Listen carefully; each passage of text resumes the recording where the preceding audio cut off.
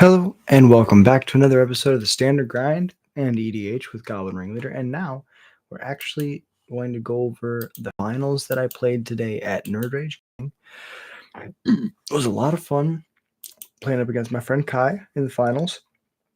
We weren't the undefeateds. They split, but we were the ones playing, so we got on camera. So let's see if I can share my screen and get this started. How's everybody's day going? Hope you're enjoying the day so far. Sharing the screen, everything looks to be good. Zoom in like this. Both of us took a mold of 6 game 1. Overall, Splinter Twin versus Goblins, pretty bad for us. They play a lot of burn spells, lots of snapcasters for more burn spells. Basically, we're trying to dodge Lightning Bolt and Flame of Annoy. Or hope that we can play through enough of them so that they, in the end, don't really matter as much. Kai's hoping to pretty much Heisman everything so that we can get to the point where we just win the game. And I'm trying to just be as aggressive as possible because I understand that Kai has the late game pretty much locked up 100%. He just has to get there, and I just have to make sure that Kai doesn't get there. So starting off game 1, both of us keep 6s. Kai looks to bottom a card.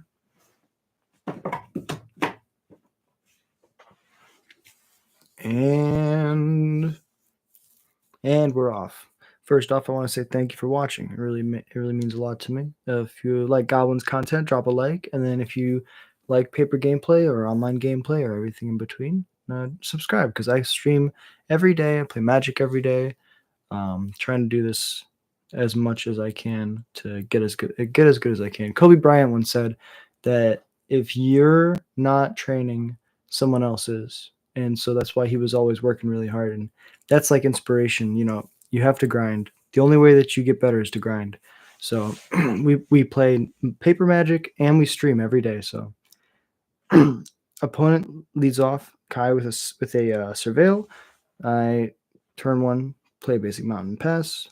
Turn 2 Kai leaves up 2 mana. I play an uncounterable Snoop. Kai at the end step flashes in a Snapcaster Mage with no graveyard target, goes to his turn and kills my Snoop, drawing 2. Going back to my turn, I play an Arena of Glory and decide not to play my Harbinger and put a card on top, but put this Trawler into play, trying to push as much damage as I can as early as I can. One of the things that I've learned recently, like playing Standard and Pioneer, is that Goblins is best when you can just put a lot of pressure on your opponent, makes the value of your cards a lot higher. Kai really frustrated here, showing the camera double Force Negation really hard against my 38 creatures deck. I guess it's 34 creatures. 34 creatures, 4 Aether Vials. So I'm looking at a handful of spells that are uncounterable. I'm like, how do I if he has nothing, what do I do? So I'll play my Lord, push as much damage as possible, get in for 4. Kai has to fetch at the end step, get a basic. Gets his tapped Surveilland, digging for more interaction. Trying to find something that doesn't say counter spell on it. Surveils. Looks like a Deceiver Exarch. No, a Snapcaster Mage. Bins a Snapcaster Mage. And it was such a beautiful foil, too. Untap, upkeep. Attack with the Tameo. Looking for some interaction, something to do. Immediately cracks the clue, looking for a burn spell. Looks like that is a burn spell. Trying to figure out what he can do. I untap, upkeep, draw. I have a Crater Maker, and I plan to draw 2 from this Crater Maker. Sacking itself to kill the Snapcaster Mage. Because my logic is, I'm trying to kill him with this Trawler. If I can just use this Trawler as my Delver, basically, I can deal a lot of damage every turn. Kai says, okay, I'm thinking before the Crater Maker resolves, I'll kill the Horde Master so you don't get 2 draws here. I still cast the Crater Maker, kill the Snapcaster Mage, and attack in for 10. Putting Kai in a really awkward spot here. Plays the land that he drew. Attacks with Tameo, makes the clue, immediately cracking the clue. He wants to show the camera because he's drawn a billion counter spells. And in my mind, I'm just like, okay, I need to act like he has nothing and think about how I win if he has nothing. How do I push the damage as fast as possible? Hasty Chain Whirler. These are 2/3 power creatures that can do a lot. The ping will put Kai to 10, and the attacks put Kai to 3. Untap Upkeep shows the camera 5 counter spells. Draws. Plays a land. And just shows 2 force negations, a counter spell, and a flare of denial, picking it up. Free counter spells are strong, but Cavern is better. I look at my sideboard, and honestly, the sideboard is pretty frustrating. Against Splinter Twin, we don't have much. So Meltdown's pretty dead. Dampening Sphere is very dead. Blood Moon's pretty dead. And Leyline's very dead. Leyline could be a concession to Snapcaster Mage, but I didn't feel like it was worth it because we have the Trawlers in the main. Chalice was something that I brought in game 2 because I was scared that he brought in Consigns and Stern Scolding. So I'm thinking that the number of 1s will go up. And if I draw Chalice later, I can use Chalice on 2 to try to lock him out of other spells. But honestly, so that was how I boarded for game 2. You go to Kai's deck. The reason why Kai struggled here was because he only has 4 Bolt, 4 Flame of Anor in the main, and I guess 2 Sync as his interactive threats. Like the way that he kills my creatures are very limited in the main. And after sideboards, if we go back, he just had 2 Pyroclasms. So it's actually not as removal heavy as I thought it was. And looking at his board, the Pyroclasms are going to be the cards I have to be scared of, not the 1-drops. So these Chalices really won't do much. And we kind of see that pan out. We don't draw one, but this is the game where Kai has a bunch of interaction. But taking a quick pile shuffle there. My first hand was 7 spells, 0 lands. So I was like, I'll just take a quick 20-second pile shuffle. That's something I actually wanted to look at. How long did that pile shuffle take? So we're at 11:57, right? So 11:57 is when I start. 1, 2, 3. I want to see if I can get this pile shuffle done in under 30 seconds. 57 is when I started. Because some people pile shuffle for 2 minutes. Okay. That was like 20 seconds. Under 20 seconds I pile shuffled. So to all those who play with people who pile shuffle for 3 minutes, you can do it quickly. All right, now we're going to our 6s. Kai's got just a 7.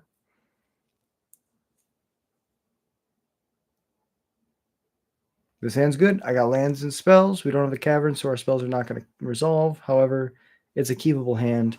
We can pressure his life total, and if he doesn't have a bunch of removal, we might be able to get there. Kai has to take a disciplined mulligan here. Kai's a great guy. It's always fun to play with him. He's also a goblin. He's part of the Goblin Horde. 1000% plays goblins too. How do you pile shuffle fast? Here, I'll show you.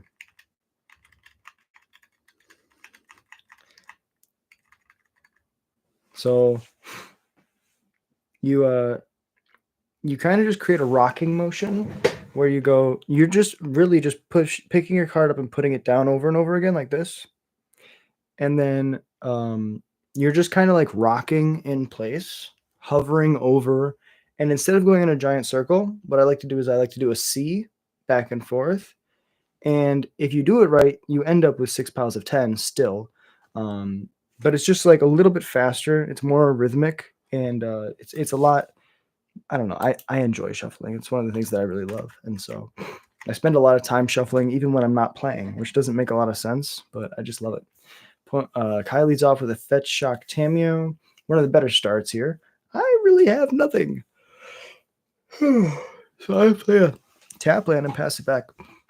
So yeah, I think it's like just repetition. I've just pile shuffled a lot. You know, you really don't see me doing it a lot, but it's one of those things that, like, once I finish sorting a deck and, like, you know, doing my numbers for, like, the lists online, when I try to, like, get it back, I do a couple of riffle shuffles, I do a pile shuffle, and then I do a couple mashes on the side, and then, that's pretty randomized, and then, like, from then on, I just usually do my, like, 3 mashes, 3 riffles, present. Um I don't really like number it, but that's like if I had to give rough numbers, that's how I would do it. So it looks like land, attack with the Tameo, fetch land, attack with the Tameo, pass. I go play a Snoop. Kai is thinking about this Snoop. This entire game, I'm expecting all of my stuff to die the whole time, because that's usually how things go when you're playing against Izzet.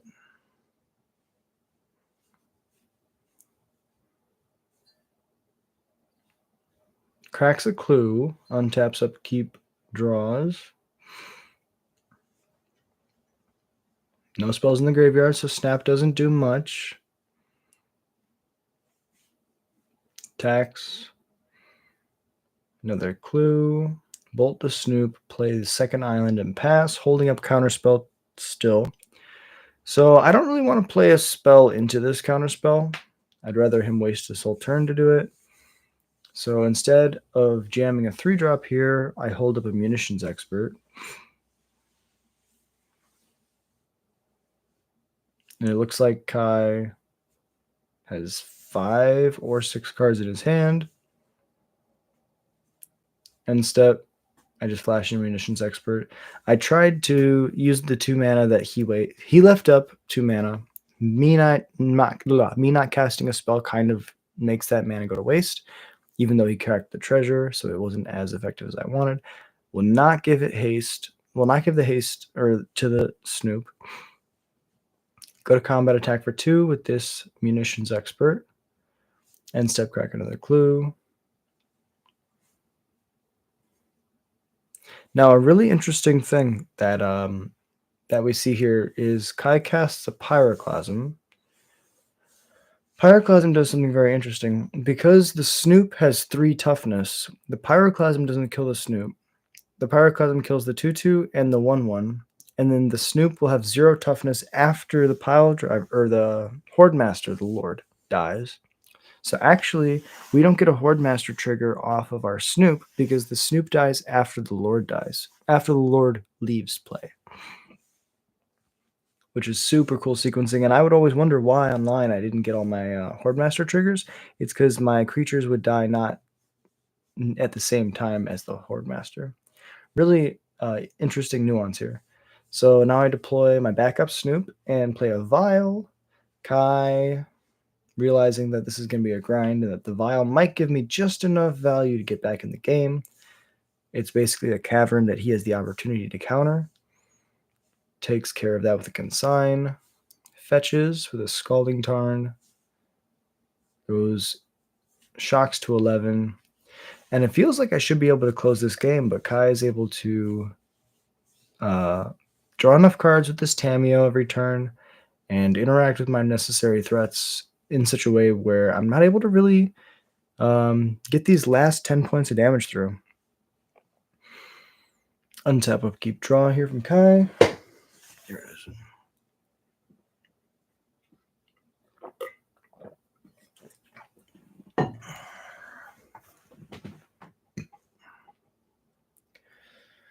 Playing another land, looking at his graveyard.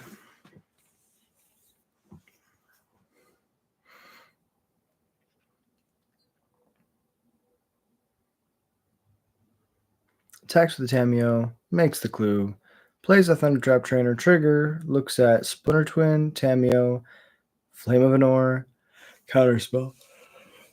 Flame of Anor is amazing here, drawing cards and killing my Snoop. At this point, I'm trying to figure out what I'm going to do differently for next game. Because this game is very gone, but I can't concede at 20. I'd much rather let Kai show me the power of the Splinter Twin deck. So I'm thinking, okay, I can play a Matron here. I still have a Harbinger. If I top deck a land next turn, I can just grab a Snoop and combo. If I don't draw a land next turn, then I really can't combo. It's between Ringleader and Snoop. I'm thinking about trying to grab a Snoop and top deck a land. The issue is the Snoop line dies. The uncounterable Hasty Snoop dies to Consign, and the Ringleader is a better body if I just cast it and he doesn't have Consign. What is the Goblin deck's best matchup? Probably like Dimir Oculus, like Dimir Frogtide. I just like crush basically Dimir or Izzet decks in general. They both, it depends on how much like targeted removal they play. But it can be hard if you're playing against Oculus and they're playing main deck Deluge and like Consigns and Dress Downs. However, most builds of Dimir are just like all in on the graveyard, and we play Bogs in the main. We also play Unsummons and Sting Scorchers and Cavern. So like with Ringleader and stuff, we can just draw a bunch of cards and kind of play through the removal. So I would say any blue-based like control deck is the deck that we have a really good matchup against. Jeskai Control is like the one control deck that we have kind of a hard matchup against, and that's because they play a bunch of targeted removal. And plus board wipes. But I would say if we're not talking strictly control, the best matchup I would say would be like Ruby Storm, or like, I don't want to say Titan's a good matchup, but it feels like a good matchup. A one-dimensional combo deck would be our best matchup because our sideboard is so focused on stopping those one-dimensional combo decks. We can like go faster than Ruby Storm sometimes, right? They don't have a lot of interaction. So if they don't have a fast draw, we can just combo kill them on turn 3. Then out of the sideboard, we bring in three dampening sphere and 4 Leyline of the Void. So they just like hardcore have to play through prison pieces, and we still have our turn 3 combo. So decks like that make the Goblins list feel pretty good. I would say our worst matchup is like hyper interactive fast decks that like play like basically Boros energy kind of decks are like our tough matchup, or like a spell-based combo deck where we can't really interact. There's not a lot of those, but I think Goblins is in a pretty good spot because the decks that try to just like go fast, we have a turn 3 combo we can race. And then the decks that try to grind, we have this like really degenerate grindy engine that can take over games over time. Is Kai famous? Kai is I would say he's kind of famous. He's a judge. He's called the Goblin King. That's his nickname. He's a judge. Been playing goblins for a long time. Judges at the NRG events and some other stuff. He's just a good guy all around. You might see him on Twitter, or I mean X, or whatever you call it. So there's been a lot going on. Opponent resolves a Torpor Orb. Torpor Orb turning off all creatures enter the battlefield abilities, which is really good against my creature deck that just has it enter the battlefield abilities. Now, Flip to Tameo has been upticking and downticking. I'm going to go Hasty 3 mana 2/2, Hasty 3 mana 2/2, try to put this game away, but honestly, I'm going to lose to Kai flashing in a Deceiver Exarch. The Deceiver Exarch untapping a land, I believe. Oh no. This is a very cool line from Kai. He's going to Flame of Anor, kill the Pashlik Mons, draw 2. My attacks were at the Tameo, because my logic is if I can kill the Tameo, I can kill him a lot faster. I pass it over. Kai's got a billion mana and a million spells. Untaps, upkeeps, draws.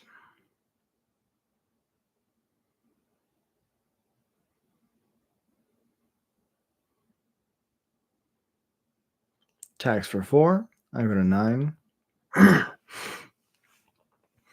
Untap, upkeep. Draw. Play a Chieftain, uncounterable. Go to combat. Attack you. Flame of Venor, shatter the Torpor Orb, draw 2. Flash in Deceiver Exarch,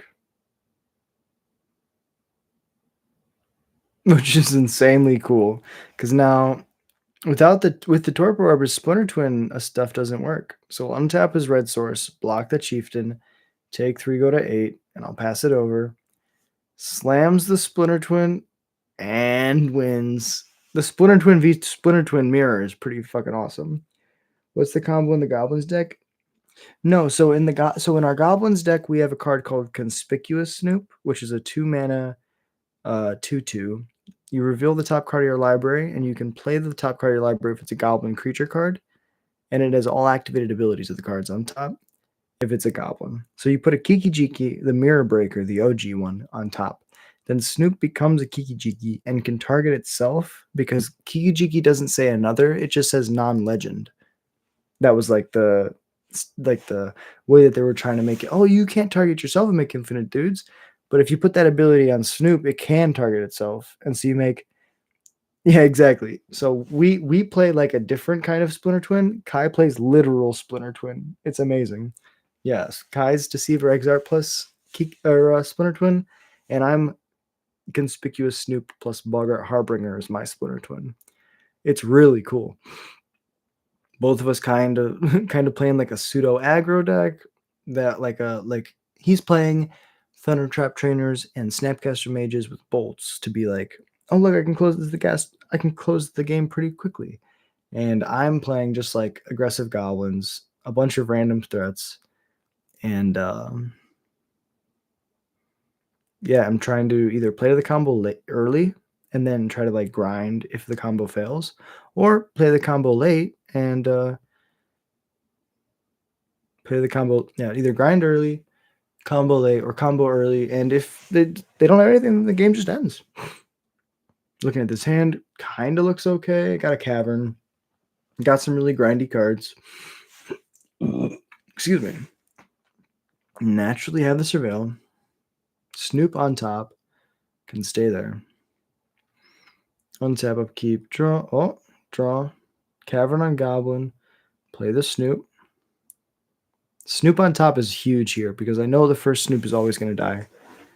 Makes for an interesting match. Yeah, oh my god. This match is always so stressful for me because Kai has like just enough interaction to kill my combo. And I don't really have any way to kill his combo. Like if he plays his cards right, there's not really a way for me to stop a 4 toughness creature from being, enchanted with the aura. It's like if he gets to that point, I kind of just auto lose. Kai surveilling, untapping, playing on a war over turn, passing it over. I draw. Top card is a mountain. Play a fetch land and immediately fetch for that mountain. Changing the top card. I say I'm hoping that I can draw a card off this.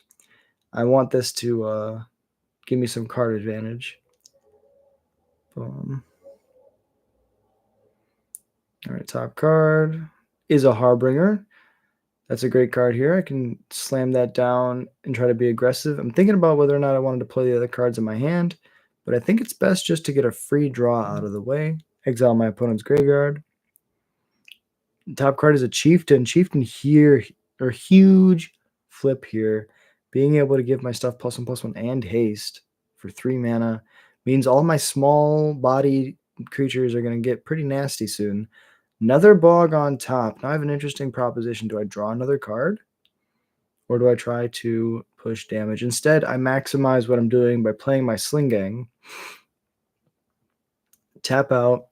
Get 2 extra bodies, especially if I have this Chieftain here. I can give my 2 1/1s that I make +1/+1 on haste. So this Chieftain's going to be great. Flashes into Deceiver Exarch. Untaps the land. And consigns the trigger on the Sling Gang. So I don't get the tokens,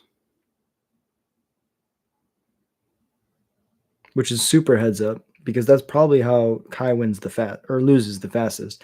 And now I'm really tanking because I've realized he has a Deceiver Exarch in play, and if I pass, he just wins if he draws a land. The only way that I win this game is I have to hope that he doesn't have his 4th land. And he goes, we can still play the game. And I'm like, no. For him, I was like, because he told me, he's like, I need to top deck a land. And I was like, okay, I need him not to top deck a land. And so it was really close. What does Snoop do? Snoop is a 2-mana 2/2. Reveal the top card of your library. If it's a goblin creature card, you may cast it. And then it does all activated abilities of the goblin that's on top. So really cool. It's kind of like a Prophet of Crufix. Not a Prophet of Crufix. The 3-mana creature that lets you play lands off the top. It's kind of like that. But for creatures. It's basically a Realm Walker, if you know what Realm Walker does. That's a lot of value for 2 mana. Exactly, literally. It allows us to basically pseudo draw cards off the top of our library. Like if there's a goblin on top, we can just go cast that. And then if there's another one, we can just go cast that. And I've done that a lot where I leave cards in my hand and I just play cards off the top. And it's nice because eventually you'll have a land on top. And then you'll just draw your land, especially a fetch land is great because you can literally change the top card to something else. Really cool sequence here. I play a chieftain, bolt myself to give an extra mana, and play another Snoop. He's going to Flame of Anor the chieftain. Super right. So I'm like, okay, well, in response, I'm going to sack. I'm going to sack to Drain Gain, but then I tell him it's not a wizard. It's the only card in his deck that's not a wizard. Thank you. Courser. You're right. Courser of Crufix. It feels like a Courser of Crufix for creatures, which is crazy. He goes to Flame of Anor. My chieftain, which is totally fine. But then he says, draw 2. And I go, well, you can't draw 2 because the Deceiver Exarch is actually just a cleric. So now I go to combat and he's like, well, I need this draw 2 to try to hit my land drop for this Splinter Twin. And he's like, well, I'll go to 4. I don't just die. And then I'm like, okay, I'll pass. Now you draw 2, and I'll throw 4 at you. And I'm like, damn. And yeah, that's a crazy way to win. He forgot that the Sling Gang threw the damage upstairs, but he forgot to block with his Deceiver Exarch. If he blocked with his Deceiver Exarch, then it would have been exactly 1 life that he lived at. He could draw 2, and he would have found his land on his 3rd draw, is what he said. So really, really tight sequencing there. The Deceiver Exarch not being a